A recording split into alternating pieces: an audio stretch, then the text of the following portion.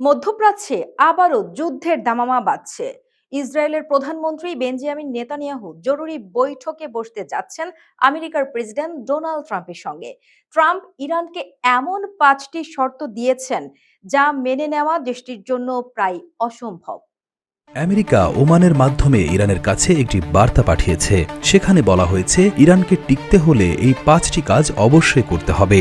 1. তাদের কাছে থাকা 400 কেজি বিপজ্জনক ইউরেনিয়াম সরিয়ে ফেলতে হবে। 2. পরমাণু বোমা বানানোর সব কারখানা ধ্বংস করে ফেলতে হবে। 3. নিজেদের তৈরি সব শক্তিশালী মিসাইল বা ক্ষেপণাস্ত্র নষ্ট করে ফেলতে হবে। 4.